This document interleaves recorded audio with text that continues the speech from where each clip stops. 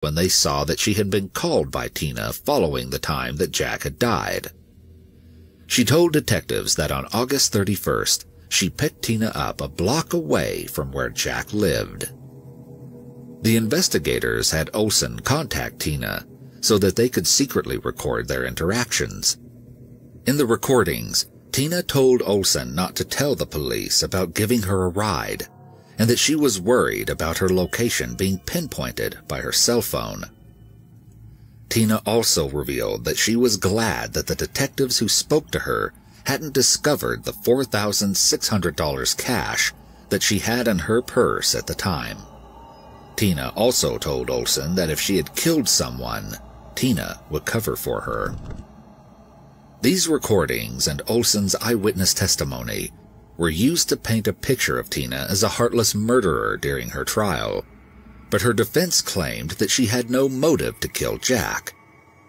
Evidence soon arose that on the day that he died, Jack took out $489 from their shared account, and then, later the same day, Tina took out $1,500 before she deposited $1,900 in her own bank account. Not only that, but Jack also had left Tina $100,000, which she cashed out only a week after he died. One bank employee said that they had observed Tina shaking uncontrollably. Tina later stated that the money he left her wasn't for her to go and spend, but to be set aside in case he wasn't able to care for himself because he was in his 80s. Tina claimed that Jack intended her to be the one to ensure he was cared for, though he had a living wife and son at the time of his death. After searching Tina and Ron's house, many of Jack's possessions were discovered, including his military records, his blank checks, and the title to his car in the joint checkbook he shared with Tina, which had a spot of blood on it. However, it was during the trial that a shocking twist was asserted.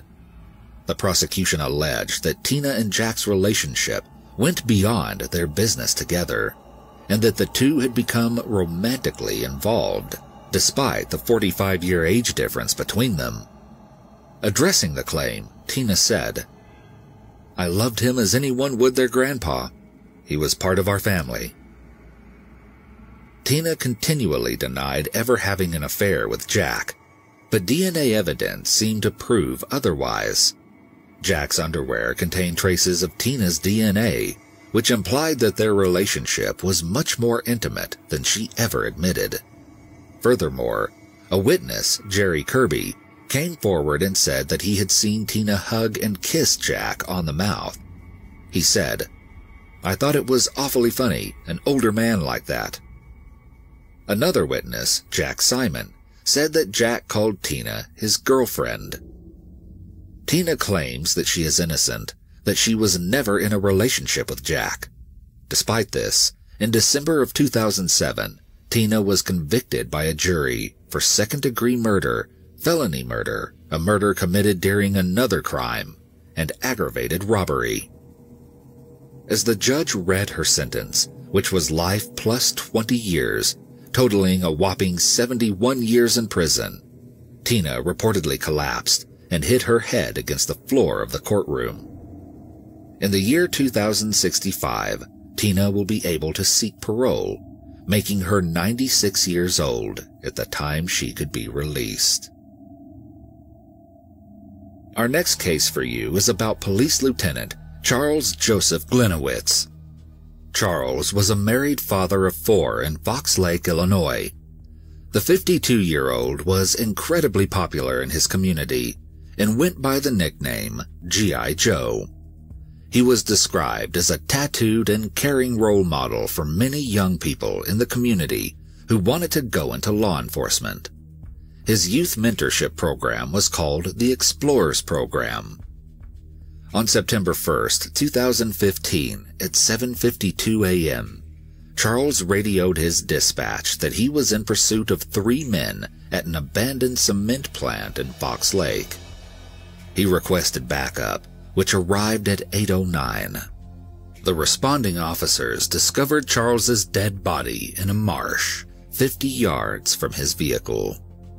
he had been shot twice, one bullet piercing his cell phone and ballistic vest, with the second hitting him in the upper chest, which likely killed him.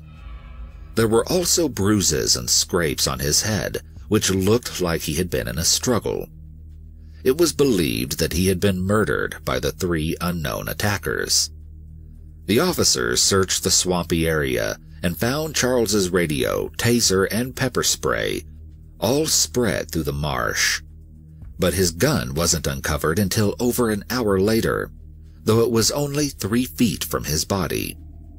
Through an autopsy, it was later discovered that the murder weapon used to kill Charles was his own .40 caliber semi-automatic handgun. Following Charles's death, an enormous manhunt began to find and apprehend the men who had killed such a beloved and respected officer. Over 400 officers and volunteers were part of the search on foot, in cars, helicopters, on horseback, and operating drones. Charles's case gained national attention, and the ATF and FBI became involved. The first lead came the day following Charles's death, when a woman named Kristen Kiefer called to tell officers that while she was on the side of the road in Volo, Illinois, she had been approached by 2 men from a cornfield. She said that the men tried to steal her car, and she escaped by running away. Roadblocks, the K-9 unit, and 3 air units totaling almost 100 officers were set up to find the men. After days of searching, Kiefer admitted that she had lied about the entire story, and she was promptly arrested and charged with 2 counts of disorderly conduct for falsifying a police report. Fox Lake held a vigil for Charles, where his grieving family spoke and thanked everyone for their determination to catch Charles's killers. The following day, the Chicago Bears played a tribute to Charles. The Illinois governor, Bruce Rauner, had all of the state's flags lowered to half-staff to honor Charles. His funeral was attended by thousands from across the country, many of whom were other officers.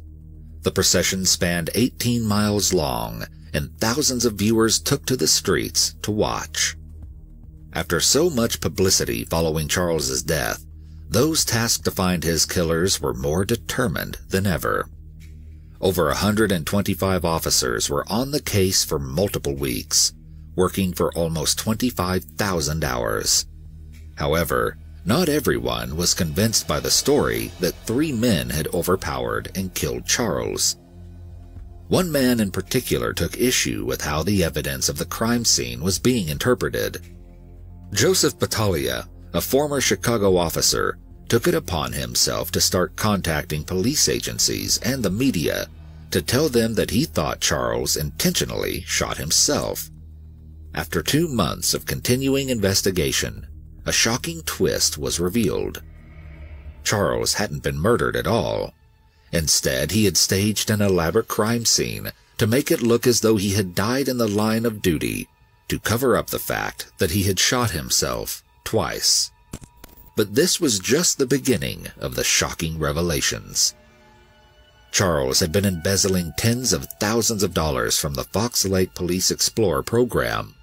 He had used the money to pay for his own mortgage, travel, gym memberships, and subscriptions to adult websites.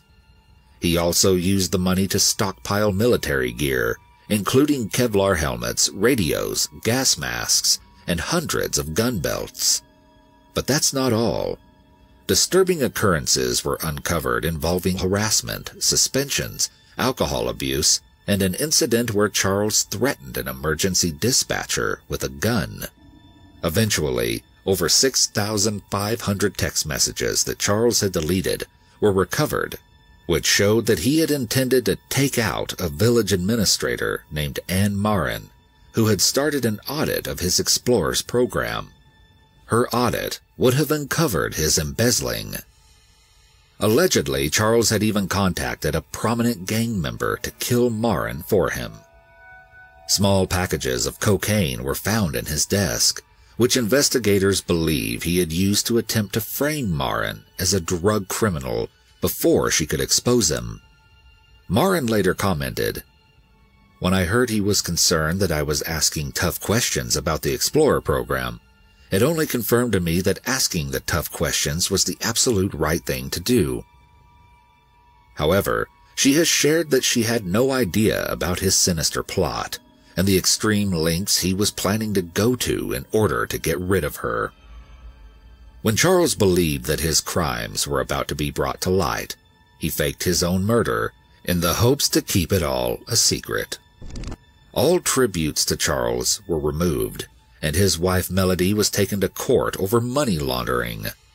Though she pled not guilty, her trial is still pending in 2021. The public's outpouring of grief over Charles's death quickly turned to horror at his betrayal. The task force commander in charge of the bizarre investigation has lamented, "Gliniewicz committed the ultimate betrayal. This is my first time as a law enforcement officer in my career that I felt ashamed by the acts of another police officer."